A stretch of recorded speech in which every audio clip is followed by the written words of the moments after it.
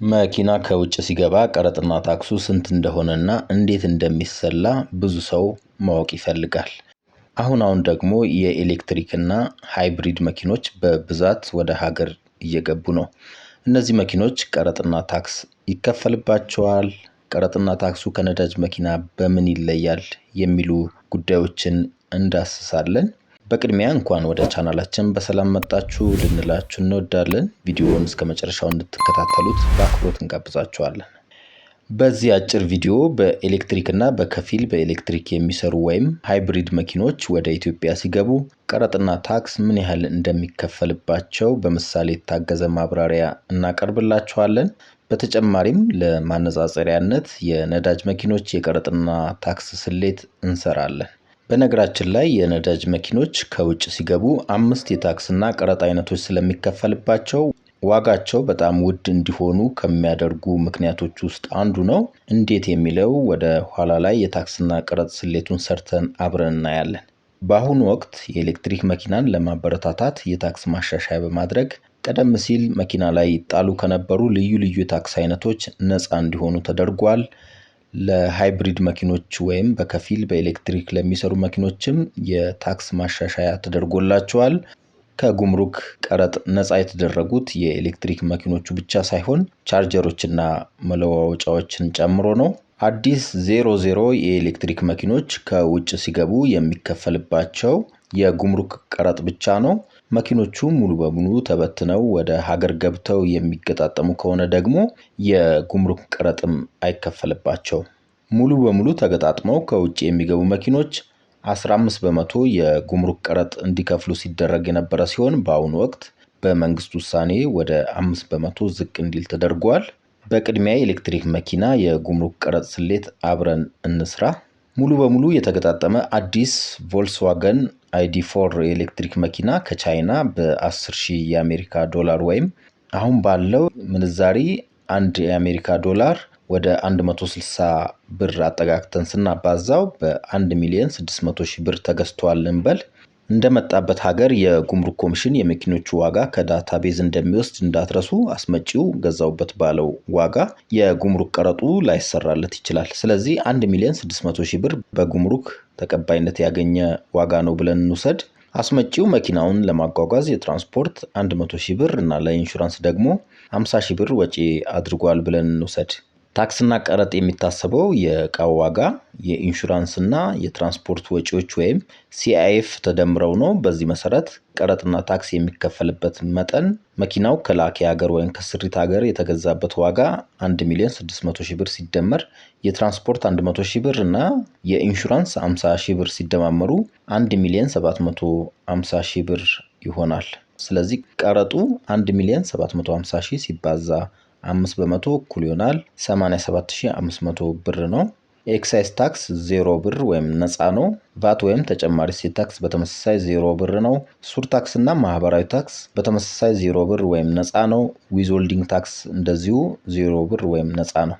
መኪናው ከውጭ ሲገባ የመሸጫ ቦታው እስኪደርስ ከቀረጥ በተጨማሪ በጉምሩክ አስተላላፊዎች የሚጓጓዝ ከሆነ የጉምሩክ ማስተላለፊያ የወደብ ኪራይና ሌሎች ወጪዎችም መኖራቸው ይታወቃል። ስለዚህ ለልዩ ልዩ አገልግሎቶች የወጣው ወጪ በመደመር የኤሌክትሪክ መኪና ከውጭ ሲገባ ምን ያህል ነው የሚለውን መገመት ይቻላል። ቀጥሎ ደግሞ የሃይብሪድ መኪኖች የቀረጥና ታክስ መጠን እናሰላለን። ሙሉ በሙሉ ተገጣጥመው ወደ ሀገር የሚገቡ ሃይብሪድ መኪኖች ከኤሌክትሪክ መኪኖች በአንጻሩ ከፍ ባለ ምጣኔ፣ ከነዳጅ መኪኖች ደግሞ ባነሰ ምጣኔ ኤክሳይዝ ታክስ ይከፈልባቸዋል። ሁለት አይነት የሃይብሪድ አይነቶች ያሉ ሲሆን እነዚህም መደበኛና ፕለጊን ናቸው። መደበኛ ሃይብሪድ የምንላቸው መኪኖች በቤንዚን እና በባትሪ የሚሰሩ ሲሆን ነገር ግን የኤሌክትሪክ ኃይል በኬብል የማይሞሉ ወይም እየተነዱ ባትሪያቸውን መሙላት የሚችሉ ናቸው። ቀረጥና ታክስ እንዴት እንደሚሰላ በምሳሌነት የወሰድነው መደበኛ ሃይብሪድን ነው። በኤችኤስ ኮድ 870340 የሚታወቁ ሃይብሪድ መኪኖች የቀረጥና ታክስ ምጣኔያቸውን እንመልከት። ታሳቢዎች መኪናው አዲስ ነው ብለናል። የሞተር ጉልበቱ 1300 ሲሲ ነው ብለናል። ስለዚህ የጉምሩክ ቀረጥ 20 በመቶ ነው። ኤክሳይዝ ታክስ 5 በመቶ ነው፣ መኪናው አዲስ ስለሆነ ማለት ነው። ተጨማሪ እሴት ታክስ ወይም ቫት 15 በመቶ ነው። ሱር ታክስ 10 በመቶ፣ ዊዝሆልዲንግ ታክስ 3 በመቶ ነው ማለት ነው። በዚህ መሰረት ቀረጥና ታክሱን እንደሚከተለው እናሰላለን። ለማነጻጸር እንዲመች ቀደም ሲል ለኤሌክትሪክ መኪኖች የተጠቀምነው ምሳሌ እዚህም በተመሳሳይ እንወስዳለን። ቀረጥና ታክስ የሚከፈልበት የመኪና ዋጋ 1,750,000 ብር ነው ብለናል። በቅድሚያ የጉምሩክ ቀረጡን እንሰራለን። 1,750,000 ሲባዛ 20 በመቶ 350,000 ብር ይሆናል ማለት ነው የጉምሩክ ቀረጡ። ኤክሳይዝ ታክሱ 1,750,000 ሲደመር 350,000 ሲባዛ በ5 በመቶ እኩል ይሆናል 105,000 ብር ይሆናል ማለት ነው። ሱር ታክሱ ደግሞ 1,750,000 ሲደመር 350,000 ብር ሲደመር 105,000 ብር ሲባዛ በ10 በመቶ 220,500 ብር ይመጣል። ቫት 1,750,000 ሲደመር 350,000 ሲደመር 105,000 ሲደመር 220,500 ሲባዛ በ15 በመቶ እኩል ይሆናል 363,825 ብር ይሆናል ማለት ነው። ቀጥሎ ዊዝሆልዲንጉን እናሰላለን። የዊዝሆልዲንግ የታክስ ስሌት ቀደም ሲል ከሰራናቸው ታክሶች ስሌት የሚለይ ሲሆን የሚታሰበውም በእቃው ዋጋ ላይ ብቻ ነው። ሌሎቹ ታክሶች አይደመሩም ማለት ነው። በዚህ መሰረት መኪናው ላይ የሚጣለው ዊዝሆልዲንግ 1,750,000 ሲባዛ 3 በመቶ እኩል ይሆናል 52,500 ብር ነው ማለት ነው። ስለዚህ በምሳሌው ላይ ለተገለጸው ሃይብሪድ መኪና ጠቅላላ የሚከፈለው የቀረጥና ታክስ ድምር 350,000 ብር ሲደመር 105,000 ብር ሲደመር 220,500 ብር ሲደመር 363,825 ብር ሲደመር 52,500 ብር እኩል ይሆናል 1,091,825 ብር ይሆናል ማለት ነው። አሁን ደግሞ ለንጽጽር በነዳጅ የሚሰሩ መኪኖች የቀረጥና ታክስ ስሌት እንመልከት። በቅርቡ በነዳጅ የሚሰሩ መኪኖች ወደ ሀገር እንዳይገቡ በጊዜያዊነት ታግደዋል። በጊዜያዊነት ስለሆነ የታገደው ወደፊት ሊነሳ ስለሚችል ምናልባትም የዓለም የንግድ ድርጅት አባል ስንሆን ሊነሳ ስለሚችል ታግዷል ብለን ሳንተወው የታክስ መጠኑን እንመልከት። በነዳጅ የሚሰሩ መኪኖች የተለያዩ ቀረጥና ታክስ አይነቶች እንዴት እንደሚጣልባቸው እንመልከት። ከውጭ የሚገባው አብዛኛው በነዳጅ የሚሰራ ተሽከርካሪ ከ4 የማያንሱ የታክስ አይነቶች ይጣልባቸዋል። እነዚህም የጉምሩክ ቀረጥ፣ ኤክሳይዝ ታክስ፣ ቫት ወይም ተጨማሪ እሴት ታክስ እና ሱር ታክስ ናቸው። በተጨማሪም ከአምራች ድርጅቶች በስተቀር በመደበኛ አስመጪ የሚመጣ ከሆነ ዊዝሆልዲንግ የሚባል 5ኛ ታክስ ይጣልባቸዋል።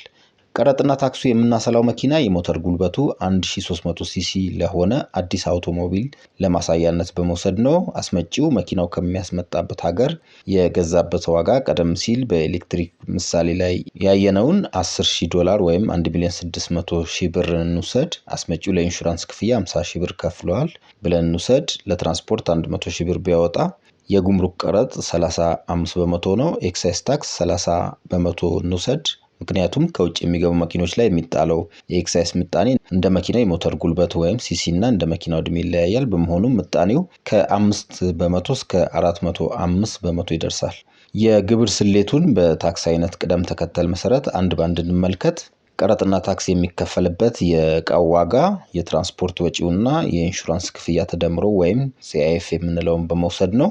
ስለዚህ 1,600,000 ሲደመር 50,000 ሲደመር 100,000 እኩል ይሆናል 1,750,000 ብር ይሆናል።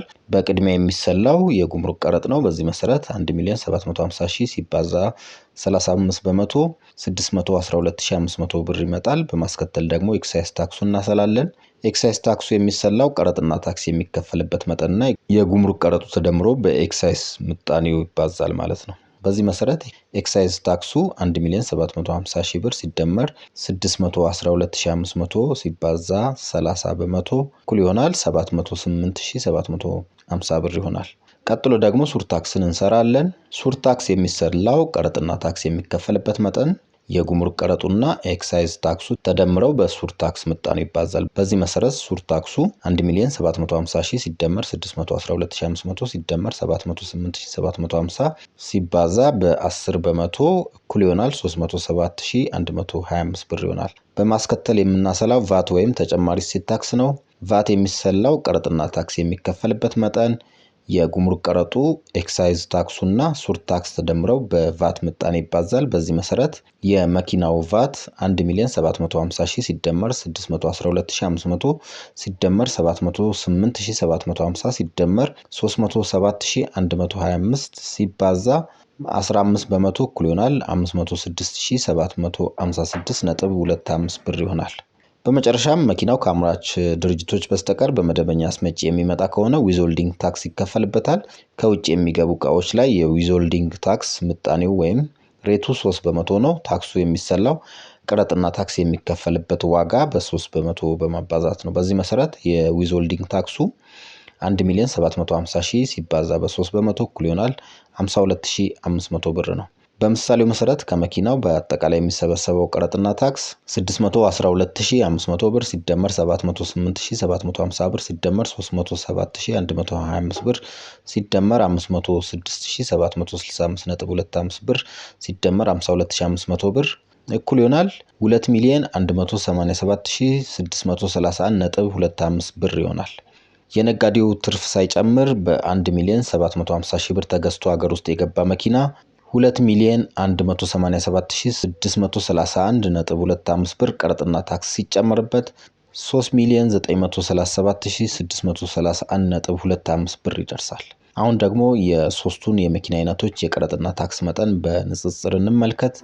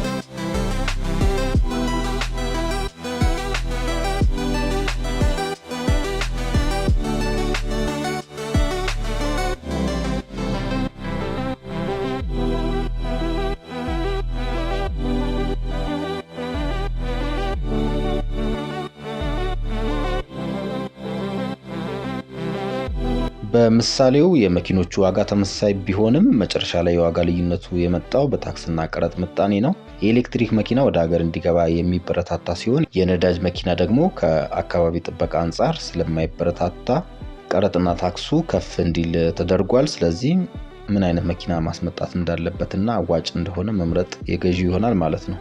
ክቡራትና ክቡራን የቻናላችን ቤተሰቦች እስከ መጨረሻው ስለተከታተላችሁ እናመሰግናለን። በሌላ ቪዲዮ ዳግም እንደምንገናኝ ተስፋ እናደርጋለን። ጤና ይስጥልን።